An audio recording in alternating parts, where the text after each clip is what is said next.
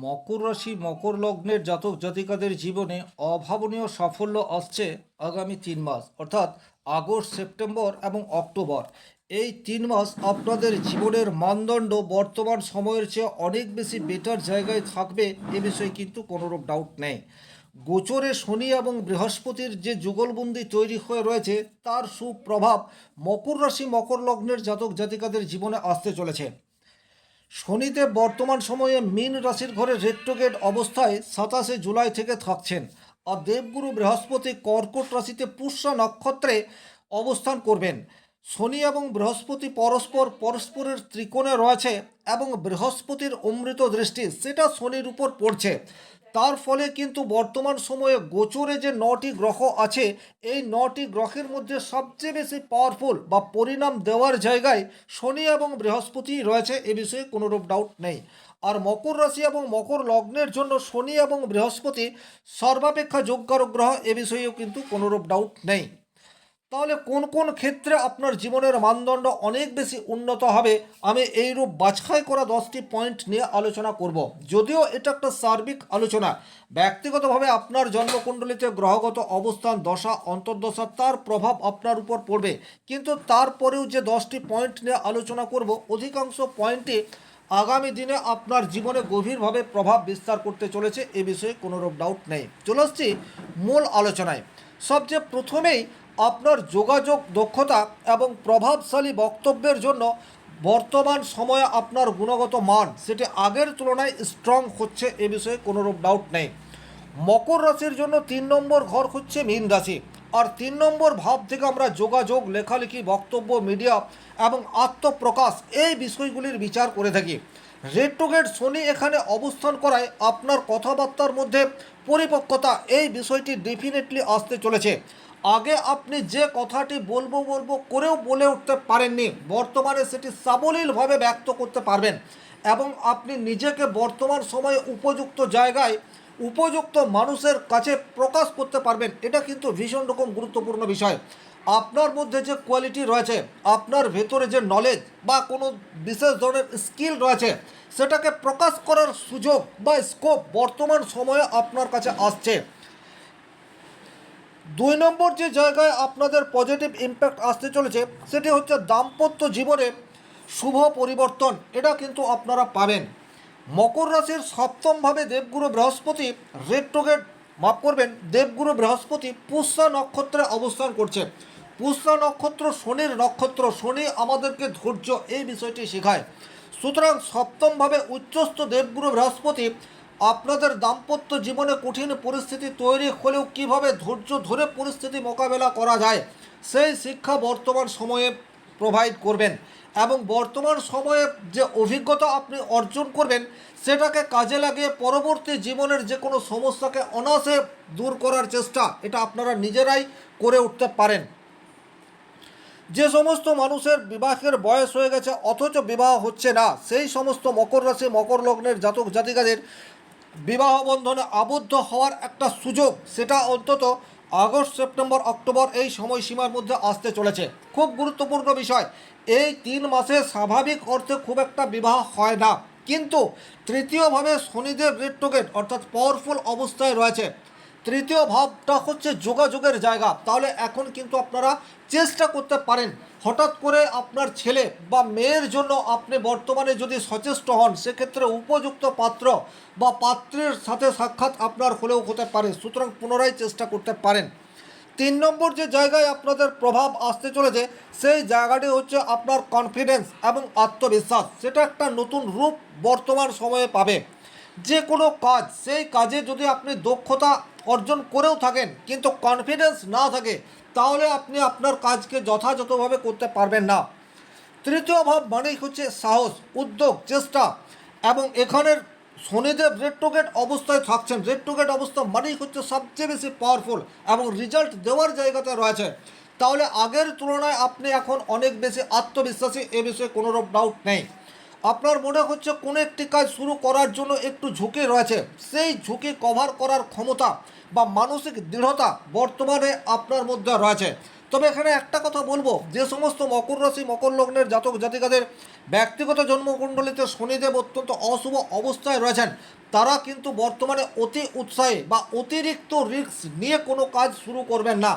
তাতে করে কিন্তু আপনি অনেক উৎসাহের সাথে কাজ শুরু করে দেখবেন প্রচুর সমস্যা তৈরি হয়ে যাচ্ছে। অর্থাৎ আমি যেটা বলতে চাইছি, সেটা ওভার কনফিডেন্স যেন না আসে, এটা আপনাদেরকে খেয়াল রাখতে হবে। 4 নম্বর যে জায়গায় আপনাদের নিশ্চিত রোজগার বাড়ছে, সেটা হচ্ছে স্কিল নির্ভর প্রফেশনের সাথে যে সমস্ত মানুষজন যুক্ত হয়ে রয়েছেন। আপনাকে অর্থ আপনার শিক্ষাগত যোগ্যতা দেয় না, বরং হাতের কাজ, সেখান থেকেই আপনি অর্থ উপার্জন করেন। এই সমস্ত ফিল্ডে যারা রয়েছেন তারা কিন্তু ভালো সুযোগ বা ভালো অর্থ বর্তমান সময়ে আর্ন করতে পারেন। বা নতুন কোনো ক্ষেত্রে আপনারা প্রশিক্ষণ নিয়ে আপনাদের যে স্পেশাল কোয়ালিটি রয়েছে সেটাকে আরও বেশি ক্ষুরোধার করে ফেলতে পারেন। ওভারঅল যেটা বলার, স্কিল নির্ভর প্রফেশনের জন্য বর্তমান সময় সেটি কিন্তু একেবারেই উপযুক্ত। তৃতীয় ঘর থেকে আমরা এটার বিচার করি এবং সেখানে রাশির অধিপতি রয়েছে। সুতরাং আপনার স্কিলকে বা আপনার দক্ষতাকে কাজে লাগানোর জন্য যে যে সামগ্রী বা যে সমস্ত মানুষের সাহায্য আপনার প্রয়োজন, তারা সাহায্যের হাত আপনাকে বাড়িয়ে দেবে। এবং বর্তমানে আপনার সপ্তমভাবে বৃহস্পতি রয়েছে, অর্থাৎ আপনার অপোজিটে যে মানুষটি রয়েছে সে আপনাকে যথাযথ হেল্প করার জন্য প্রস্তুত রয়েছে।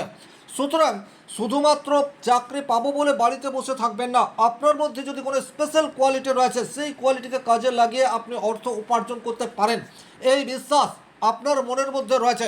আপনি বর্তমান সময়কে কাজে লাগানোর চেষ্টা করুন। 5 নম্বর যে জায়গায় আপনার প্রভাব আসতে চলেছে সেই জায়গাটি হচ্ছে বিজনেস। দেখুন, সপ্তমভাবে বৃহস্পতি উচ্চক্ষেত্রে অবস্থান করে রয়েছে। সুতরাং বিজনেসের ক্ষেত্রে একটা গতি বর্তমান সময়ে আপনারা আশা করতে পারেন।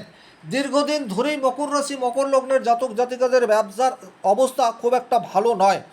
বিশেষ করে যারা প্রান্তিক ব্যবসায়ী, বড় বড় শপিং মল আপনাদের ব্যবসাকে অনেকাংশে শেষ করে দিয়েছে, কিন্তু তারপরেও বলবো আপনারা পুনরায় একটু চেষ্টা করুন। বর্তমানে আপনার সপ্তমে দেবগুরু বৃহস্পতি রয়েছে, নিজের ব্যবসাকে কিভাবে আপনি আরও একটু পরিমার্জিত করতে পারেন, আরও একটু মডেলাইজেশন করতে পারেন, বা কিভাবে আপনার বিজনেসকে আপনি একটা আধুনিক রূপ দিতে পারেন, এই নিয়ে একটু চিন্তা ভাবনা করুন। কারণ দেবগুরু বৃহস্পতি যেহেতু সপ্তমভাবে রয়েছে, আপনার ব্যবসা ক্ষেত্রের প্রতিবন্ধকতাকে দূর করার জন্য প্রভাবশালী ব্যক্তি, সে আপনার বাবা হতে পারে, সে আপনার মা হতে পারে, গুরু হতে পারে, বা যে কোনো পরামর্শদাতা হতে পারে, সে আপনাকে সাহায্য করার জন্য প্রস্তুত। আপনি যদি তার কথা শুনে বর্তমান সময়টিকে কাজে লাগানোর চেষ্টা করেন, তাতে অন্তত ঠকবেন না, এটা কিন্তু বলা যায়। 6 নম্বর যে জায়গায় আপনাদের গভীর প্রভাব আসতে চলেছে সেই জায়গাটি হচ্ছে বর্তমান সময়ে আপনার জনসংযোগ এবং সামাজিক গ্রহণযোগ্যতা, সেটি কিন্তু বৃদ্ধি পাচ্ছে। সপ্তম ভাব সমাজে মানুষের সঙ্গে সম্পর্কের ক্ষেত্রকে নির্দেশ করে, আর বৃহস্পতির শুভ প্রভাবে নতুন পরিচিতি, গুরুত্বপূর্ণ যোগাযোগ এবং সামাজিক পরিসর বিস্তৃত হওয়ার সম্ভাবনা প্রবল। পেশাগত ক্ষেত্রেও এই যোগাযোগ ভবিষ্যতে আপনার উপকার আনবে। 7 নম্বর যে জায়গায় আপনাদের পজিটিভ রেজাল্ট পাওয়ার জায়গা রয়েছে সেটা হচ্ছে স্বল্প দূরত্বের ভ্রমণ থেকে কোনো একটা শিক্ষা, সেই শিক্ষায় শিক্ষিত হয়ে আপনার জীবনের সমস্যাকে আপনি দূর করতে পারলেন, এই ধরনের ঘটনা ঘটতে পারে। দেখুন, এই পরিস্থিতিগুলি আগে থেকে কিন্তু আইডেন্টিফাই করা যায় না। আকস্মিকভাবে আপনার সাথে কোনো মানুষের পরিচয় ঘটল এবং সেটা ভ্রমণ করাকালীন সেই মানুষটির সাথে পরিচয় এবং আপনি আপনার সমস্যার কথা তাকে জানালেন, দুজনের মিলিত পরামর্শে আপনি আপনার সমস্যার সমাধান করে ফেলতে পারলেন। এই ধরনের কোনো ঘটনা আপনার জীবনের দিশাকে পরিবর্তিত করে ফেলতে পারে। 8 নম্বর যে জায়গায় আপনাদের পজিটিভ রেজাল্ট পাওয়ার জায়গা রয়েছে সেটি হচ্ছে সমালোচনা সহ্য করার ক্ষমতা, সেটি কিন্তু বর্তমানে আপনার মধ্যে ইনক্রিজ হবে। এটা কিন্তু খুব গুরুত্বপূর্ণ। অনেক সময় আপনি যখন কোনো ভালো কাজ করেন কিন্তু সেই ভালো কাজের তৎক্ষণাৎ রেজাল্ট পান না, তখন কিন্তু আপনার কাছের মানুষজনই আপনার সমালোচনা করে। দূরের মানুষ আপনার সমালোচনা করলে সেটা আপনি সহ্য করতে পারেন, কিন্তু যখন আপনার মা বাবা ভাই বন্ধু স্ত্রী বা স্বামী আপনার সমালোচনা করে, তখন কিন্তু ভেতর থেকে আপনার মনোবল সেটা একেবারে টুকরো টুকরো হয়ে যায়। যেহেতু বর্তমানে তৃতীয়ভাবে শনিদেব অবস্থান করে রয়েছে, সুতরাং সমালোচনা সহ্য করার ক্ষমতা আগের তুলনায় এখন আপনার অনেক বেশি। আপনি যদি সঠিক পরিকল্পনায় এগিয়ে যাচ্ছেন এবং আপনার মনে হচ্ছে যে আগামী 6 মাস বা 1 বছরে আপনি ভালো পরিণাম পেতে পারেন, তাহলে আপনার সমালোচনা করলেও আপনি সেই কাজে এগিয়ে যান। আপনার মধ্যে কোনো ভুল নেই, সেটা প্রমাণ করার দায়িত্ব আপনার। আর এই জায়গায় মানসিক দৃঢ়তা, চারিত্রিক বৈশিষ্ট্য এটা বর্তমানে আগের তুলনায় স্ট্রং হচ্ছে, এ বিষয়টিতেও কোনোরূপ কোনো ডাউট নেই। সুতরাং অপর মানুষে কি বলছে কোনো রকম গুরুত্ব দেবেন না।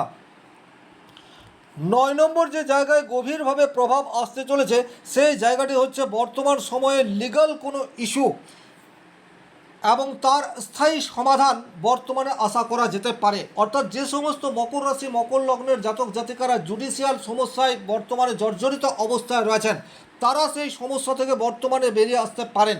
সেটা যে কোনো উপায় হোক না কেন, আইনি জটিলতা থেকে মুক্ত হওয়ার একটা প্রবাবিলিটি সেটা কিন্তু গভীরভাবে দেখতে পাওয়া যায়।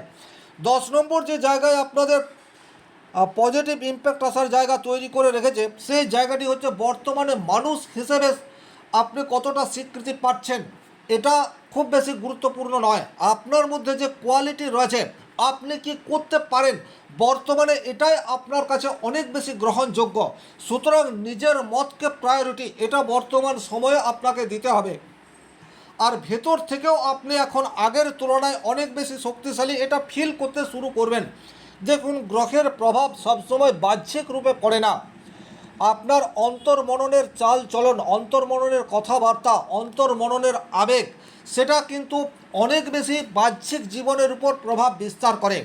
আর বর্তমান সময়ে যেহেতু শনি এবং বৃহস্পতি অত্যন্ত পাওয়ারফুল অবস্থায় আপনার তৃতীয় এবং সপ্তম ভাবকে প্রভাবিত করছে, সুতরাং আপনার কনফিডেন্স লেভেল আগের তুলনায় অনেক বেশি শক্তিশালী। এটাকে কাজে লাগিয়ে আপনার যেটা ঠিক বলে মনে হচ্ছে তাতে যদি মানুষ সমালোচনা করছে করতে দিন, আপনি নির্দ্বিধায় এগিয়ে যান। সাকসেস সেটা শনি মহারাজের কৃপায় আসবেই, এ বিষয়ে কোনোরূপ ডাউট নেই। এই ছিল এই ভিডিওটির মূল আলোচ্য বিষয়। ভিডিওটি ভালো লাগলে লাইক করবেন, কোথাও কোনো প্রশ্ন বা সংশয় থাকলে কমেন্ট বক্সে লিখে জানাবেন। আর ব্যক্তিগতভাবে নিজের জন্মকুণ্ডলী বিচার করতে চাইলে স্ক্রিনে দেওয়া নাম্বারটি সংগ্রহ করে যোগাযোগ করতে পারেন। শনি মহারাজের কৃপায় আপনাদের প্রত্যেকের মনস্কামনা পূর্ণ এই আশা রেখে আজকের ভিডিও এখানেই শেষ করছি। ভালো থাকুন, সুস্থ থাকুন, ধন্যবাদ।